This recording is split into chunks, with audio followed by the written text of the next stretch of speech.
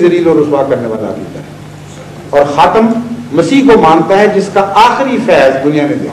اب زمانے کے لحاظ سے بھی دیکھیں، کوئی مورخ اس کے بعد اگر مسیح آ گیا، وہ پرانا مسیح آ گیا، تو کوئی مورخ کیا لکھے گا کہ آخری رسول جس نے بنی نوع انسان کو عظیم الشان فیض پہنچایا تھا وہ کون تھا؟ مسیح ابن مریم.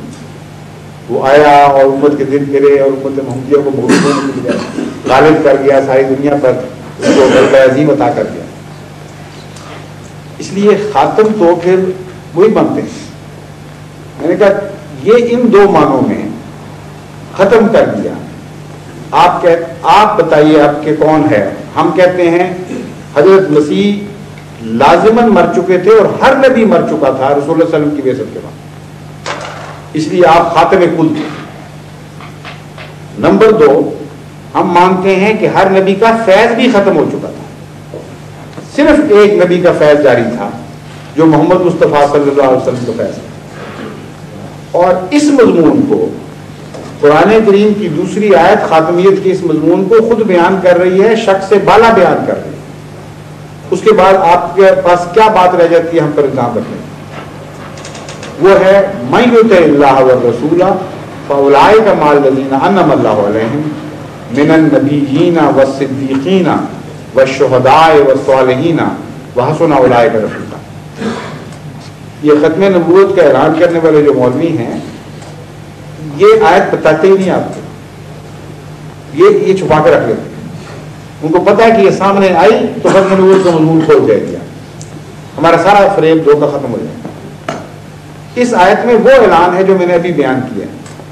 اس آیت کے مضمون سمجھنے سے پہلے ایک اور بات بھی سمجھ لیں، وہ بھی میں نے مولوی صاحب سے کی اور ہمیشہ کرتا ہوں کہ خاتم تو اگر اسم فاعل کے طور پر لیں دوسروں کو ختم کرنے والا، تو خودکشی کرنے والا تو نہیں نہ بنے گا. اس سے تمام نبیوں کو ختم کرنے والا اگر اپنے آپ کو بھی ختم کر لے تو پھر تو قصہ ہی ختم ہو گیا، پھر تو تعریف کی بات ہی نہ رہی. قاتل دوسرے کو مقتول بناتا ہے، ظالم دوسرے کو مظلوم بناتا ہے، مارنے والا دوسرے کو مارتا ہے. جو اپنے کو مارنے لگ جائے وہ تو پھر پاگل پن کا مضمون شروع ہو جاتا ہے، وہ تو اصل تعریف کا مضمون ہی نہیں رہتا. وہ آیت جو میں نے اب پڑھی ہے اس میں وہ جواب ہے. وہ آیت بیان فرماتی ہے من یطع اللہ والرسول، جو کوئی بھی اللہ کی اور اس رسول یعنی محمد مصطفیٰ کی اطاعت کرے گا. باقی سب نبیوں پر ایمان لانا فرض، لیکن اس آیت نے سب نبیوں کی اطاعت سے آزاد کر دیا. یہ بھی فرمایا من یطع الرسل، فرمایا جو کوئی بھی محمد مصطفیٰ صلی اللہ علیہ وسلم کی اطاعت اللہ کے بعد اس رسول کی اطاعت کرے گا، کیا ہوگا اس سے؟ اب آپ سوچئے کیا ہونا چاہیے؟ کوئی جرم کیا اس نے؟ سزا ملنی چاہیے؟ کیا جواب ہے؟ نہیں، انعام ملنا چاہیے. جو شخص بھی اللہ کی اطاعت کرے، محمد مصطفیٰ صلی اللہ علیہ وسلم کی اطاعت کرے، آگے انعاموں کا اور انوار کا دروازہ کھل جانا چاہیے. اس سے پہلے ایک اور سوال بھی اٹھا لیتا ہوں، اس پر بھی پہلے سادہ دل سے غور کر لیجیے، صاف دل سے. پہلے بھی تو لوگ نبیوں کی، اللہ کی اور نبیوں کی اطاعت کیا کرتے تھے، ان کو بھی انعام ملا کرتے تھے، سب کو ملتے تھے. اب جب خدا کہہ رہا ہے کہ جو اللہ اور اس نبی کی اطاعت کرے گا، اس کے بعد کیا یہ اعلان ہوگا کہ اس کو پیروں سے کم انعام ملیں گے یا کم از کم اتنے ملیں گے؟ اگر کم انعام ملیں گے کہیں گے تو پتہ چلے گا کہ سب نبیوں سے کم تر نبی آیا نعوذ باللہ. پہلے تمام نبیوں کی پیروی، خدا کی پیروی کے بعد ہر قسم کے انعامات کا وارث کر دیتی تھی، مگر قرآن یہ اعلان کر رہا ہے اس نبی کی پیروی سارے انعام نہیں دے گی، کچھ رکھ لے گی اور کچھ دے گی. تو کیا ثابت ہوگا؟ اعلیٰ نبی آیا یا نعوذ باللہ من ذالک کم تر نبی آیا؟ اب دیکھیے یہ آیت کا اعلان کرتی ہے، پھر مضمون کھل جائے. فرماتا ہے اللہ تعالیٰ من یطع اللہ والرسول فاولئک مع الذین انعم اللہ. اب صرف یہی لوگ ہوں گے جن کو جو انعام پانے والوں میں شمار کیے جائیں. دوسروں کا فیض بند اس کا جاری، اور انعام پانے والے گروہ میں اب صرف یہی لوگ شمار ہوں گے جو محمد مصطفیٰ صلی اللہ علیہ وسلم کی پیروی کریں گے اب تشریح رہ جاتی ہے باقی کون سے انعام، سارے انعام یا چند انعام؟ پیروی سے ملنے والے انعام کیا ہیں؟ فرمایا من النبیین، نبیوں میں سے، والصدیقین اور صدیقوں میں سے، والشہداء اور شہیدوں میں سے، والصالحین اور صالحین میں سے، وحسن اولئک، یہ رفاقت ہے جو سب سے حسین رفاقت ہے۔ امت محمدیہ ایسے لوگوں میں شمار کی جائے جہاں نبوت کے انعام بھی مل رہے ہوں، صداقت کے بھی مل رہے ہوں، شہادت کے بھی مل رہے ہوں، ساری باتیں، یہ ہے شان۔ یہ اعلان کیا ہے صاحب،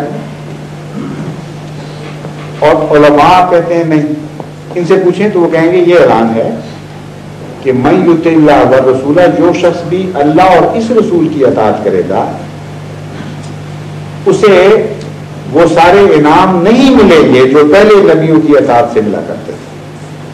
پہلے نبیوں کی اطاعت سے نبوت مل جایا کرتی تھی، اس نبی کی اطاعت کی فہرست سے ہم نے نبوت کاٹ دی ہے، صرف صدیق، شہید اور صالح بنانے والا نبی آیا اور اس کی امت میں اب کبھی نبوت پیدا نہیں، یہ اعلان کرتے ہیں۔ اگر یہ اعلان سچا ہے تو پھر مرتبہ اونچا ہو گیا یا کم ہو گیا؟ پہلے نبی گر نبی آتے رہے، اب صرف کم تر درجہ دینے والا نبی آئے، نعوذ باللہ، اتنا گستاخانہ تصور ہے، اور قرآن کی آیت اس قدر کو جھٹلا رہی ہے۔ اگر امتی نبی بھی بند تھے، یہ ہے مسئلہ صرف، تو جہاں امتیوں کا ذکر کیا وہاں سب سے پہلے سر فہرست نبیوں کا ذکر کیوں کر دیا؟ من یطع اللہ والرسول فاولئک مع الذین انعم اللہ علیہم، انعام پانے والے لوگوں میں یہ لوگ ہیں۔ اور انعام پانے والے کون ہیں؟ فہرست کیا شمار کی؟ من النبیین، پہلے نبیوں کا نام رکھا۔ اس لیے جماعت احمدیہ کا عقیدہ ہی سچی اطاعت کا عقیدہ ہے، سچے عشق محمد مصطفیٰ کا عقیدہ ہے، اور خالصتاً قرآن کریم پر مبنی ہے۔ ایک ادنا بھی فساد اس عقیدے میں نہیں ہے، اور جو یہ بیان کرتے ہیں ان میں ذرا چھان بین کر کے آگے بڑھیں، آپ کو فساد نظر آ جائے گا، گستاخی نظر آ جائے گا۔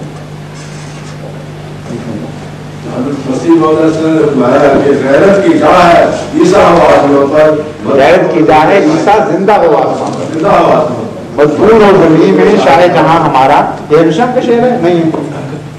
دو باتیں غلط ہو گئی، ایک تو شعر غلط پڑا، دوسرے مسیح شام کا ہے ہی نہیں۔ اور دوستوں کے ساتھ سے پوچھیں، ان کو بڑا اچھا لگتا ہے، وہ بات بات پڑا کرتے ہیں، اور وہ تو میں پہلے بیان بھی کر چکا تھا۔ اچھا میرا خیال ہے آپ نماز میں دیر ہو رہی ہے، سارے 1:30 بج گیا ہے، تو جو دوست تشریف آئے ہیں بڑی خوشی ہوئی، بڑے حوصلے اور محبت سے آپ لوگوں نے باتیں سنی ہیں اختلاف کے باوجود، تو پھر بھی آئیں، جو سوال کرنا ہو بے تکلفی سے کریں۔ یہاں ہمارے ماحول میں کوئی مذہب کے نام پر غصہ نہیں، وہ گالی دے دے ہمیں تبھی بھی آپ مسکرا کے سنیں گے جواب انشاءاللہ، بالکل کوئی غلط رد عمل نہیں ہوگا، کھلے دروازے ہیں، جب چاہیں تشریف لائیں، جو چاہے سوال کریں۔ السلام علیکم۔ اللہ